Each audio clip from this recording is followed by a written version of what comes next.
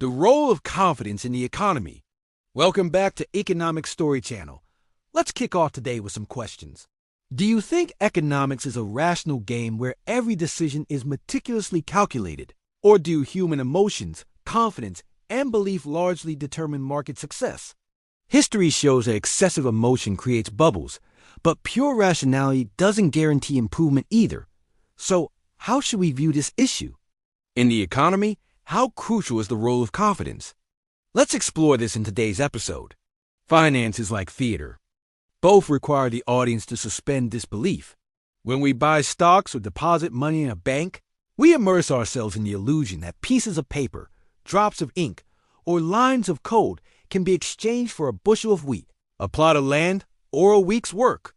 Similarly, in theater, we pretend it's reasonable for the Prince of Denmark to speak English or for French inspectors to sing melodiously instead of speaking. But these collective imaginations are a minor feat compared to how humanity has imagined money and securities. In a theater, to willingly suspend disbelief, we expect a perfectly coordinated effort from the performers. The story must be engaging and at least plausible. Spider-Man's costume cables must be well hidden. Samurai warriors shouldn't be played by folks from Appalachia. These strict demands make theater inherently risky. Audiences can stop pretending anytime they feel their imagination isn't satisfied. At any moment, they might find it more entertaining to heckle the actors or throw rotten tomatoes than to keep watching. No matter how tight the script, how well rehearsed the cast, or how costly the production, there's always a chance for a disastrous mistake that ruins the audience's willing suspension of disbelief. Matt Sabolt, an American literature lecturer and Mark Twain researcher at Amira College, made fascinating comparisons between economics and literature in his essay. Scientific readers might skeptically question what a literary scholar knows about economics, but this idea has been echoed by prominent economists of the past and present. The free market has logic and rationality. Alan Greenspan, the 13th chairman of the U.S. Federal Reserve, said the U.S. can pay any debt because it can always print more money, making default impossible. His statement is entirely logical, based on a consensus in macroeconomics. A government cannot default on debts in its own currency since it can always print more money to pay them. If we compare theater to the economy, money convinces the planet's inhabitants to keep participating in a massive bartering game. Money's utility, from storing value to measuring worth or serving as a payment medium, is so compelling that many work tirelessly to earn it. Of course, this isn't an illusion like a madman trading land for a dried leaf, as paper money, bank account digits, or Bitcoin can buy a lavish meal, a vacation, a house, or anything money can purchase. But these assurances don't change the fact that money has no intrinsic value. Humanity agrees to fulfill assigned tasks. Someone prepares a lavish meal for you, hoping the money earned can meet their own needs, which others will fulfill for money. These activities create intrinsic value. Thus, we need people to sustain activities, not money itself. But money establishes a multi-purpose network, motivating people to keep acting. While people revolve around the dollar, trust in money gives an advantage to its producers' governments, or, in the U.S., the Federal Reserve. The credibility of their currency grants governments a massive advantage. They can create something everyone is willing to work for. Of course, this has limits, but the limit of money creation revolves around inflation risks, which can be managed objectively or through deft monetary policies. However, as a constant possibility, inflation and hyperinflation have occurred frequently since money's invention. Most hyperinflations stem from government errors, particularly in money printing policies. In the past, when silver was used for coins, governments could melt them, mix in metals like copper or lead, and increase money supply without adding silver. Some coins had no silver at all. With paper money, supply fluctuations grew and inflation risks rose. In the U.S., 1965 to 1982 was known as the Great Inflation Period. The Fed's money-pumping policies and global economic volatility only eased in 1982 during the Great Moderation. From then, inflation declined and low inflation became a widely agreed goal. But the Great Moderation sparked debates over whether its success came from Fed or EU central bank policies, or from objective luck. The 2008 crisis and the 2019 pandemic recession raised another question. Are these black swan events or signs of a more volatile economic cycle? The government-backed monetary system creates inflation. No one can deny this truth. While not deemed inevitable, even economists like John Maynard Keynes believe changing the exchange system would spark a revolution, including violence and tragedies with unpredictable outcomes. Thus, it's likely better to maintain trust in indices like the S&P, Forbes, Fortune, or GDP, believing the global economy will balance things rationally. But how long will this trust last? Adam Smith's idea that free markets regulate best has died, as classical economics fell out of favor after numerous severe crises since governments embraced it. Yet its allure and variations persist in many people's beliefs. Economists often assume market actors always make rational, self-interested choices.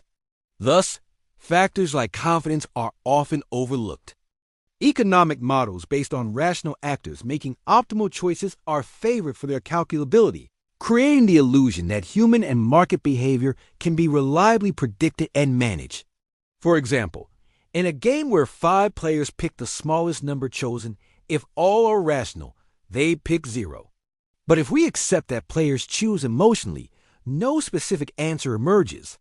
Yet, is the economy a simple game with perfect information, and are people purely rational like robots? Keynes said, generally, when making decisions, we face many alternatives, none more rational than others.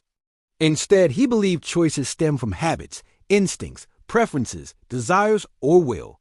In the smallest number game, if everyone were rational, all would pick 0, resulting in a tie. No one loses, but no one wins. Keynes believed if businesses strictly followed rational behavior, no one would build, buy, trade, or borrow anything. Risk-taking, hope, and confidence influence businesses more than profit estimates. He said much of our positive activity depends on spontaneous optimism rather than mathematical expectations. If that optimism fades, leaving only mathematical expectations, businesses would wither and die. Keynes's concerns were shaped by the Great Depression, where classical economists believed markets would recover naturally. He argued that freedom caused the crisis, and a depressed economy would drag people deeper into despair. Thus, government intervention was necessary, as rational calculations in crises yield modest results, pushing toward undesired outcomes. Only confidence, often emotional, can lift spirits from a crisis. To restore the economy, confidence must be restored, not romantically trusting that people or markets will rationally balance everything perfectly. Keynes was right. His ideas inspired necessary government interventions that saved economies in many countries, marking the end of romantic classical economics.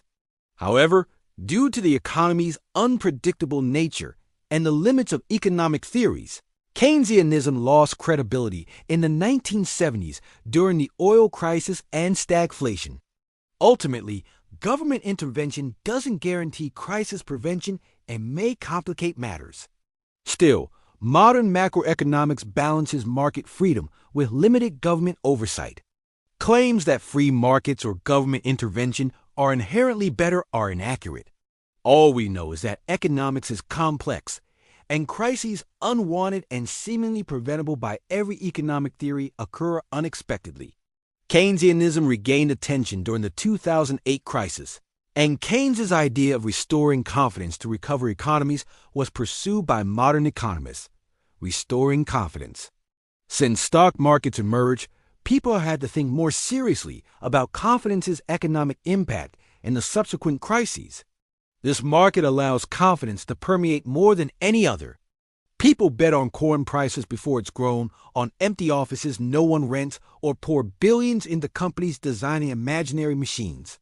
Of course, confidence is influenced by real factors like government policies or future market demand. Sometimes, irrational confidence leads to tragedies, like the dot-com or 2008 crisis. But we must acknowledge an irrational force strongly impacts markets. Blind confidence. Like Richard Foold's plea to restore trust during Lehman Brothers' billion-dollar loss meeting, didn't change the market, and the famed investment bank later declared bankruptcy. We're not saying confidence always benefits markets, only that it makes them more volatile, reflected in cyclical graphs like a market's electrocardiogram. Because confidence has a significant effect, indices measuring it now predict markets. Consumer confidence correlates positively with GDP. The Consumer Confidence Index is a top predictor of future economic activity, as confidence shows people are ready to spend more and save less, boosting the economy. Consumer and citizen confidence is discussed seriously, with studies emphasizing the need to restore market confidence for economic recovery, especially in uncertain times. While we can't fully explain why confidence restoration aids economic recovery, empirical results show that when people are confident and trust each other, the economy is healthy. Even though no one can fully observe the economy comprehensively, indices offer a vague picture. Confidence indices make the economic picture more vivid, unlike earlier metrics focused on income or commodity prices. They let us see human optimism through data, signaling that people are thriving in a volatile economy. Who would invest in a time machine company? While in markets like stocks, real estate, or derivatives, people often rely on confidence to participate. They wouldn't invest in something as far-fetched as a time machine. People might be misled about a home blood testing machine, but not something too fantastical. Yet, the modern world's movement challenges traditional notions of safety.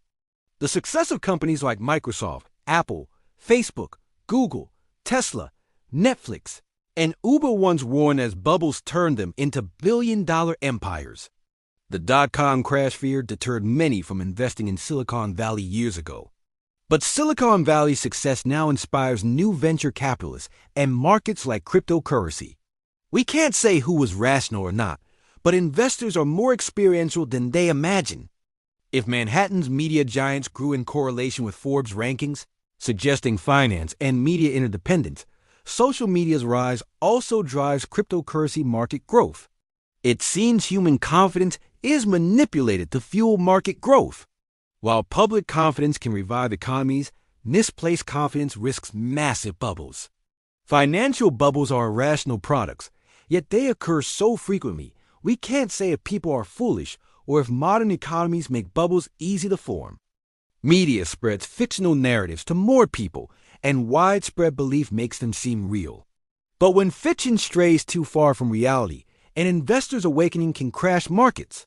Many predicted Tesla was a bubble, and Elon Musk was prolonging a fictional story. This may or may not happen. Even if Tesla or similar companies face a moment of seeing themselves as bubbles, their stories might last long enough to become reality. Ultimately, the economy and human society seem torn between rationality and emotion. Excessive rationality may drag things toward recession. Over-emotion inflates giant financial bubbles. Sometimes we tell each other compelling stories to buy time, collectively pretend to bet on an unformed future. In that time, a beautiful ending might be written or not. We hope you enjoyed this video. Don't forget to like, share, and subscribe to support Economic Story Channel. If you like content like this, stay tuned for our next videos. Goodbye and see you next time.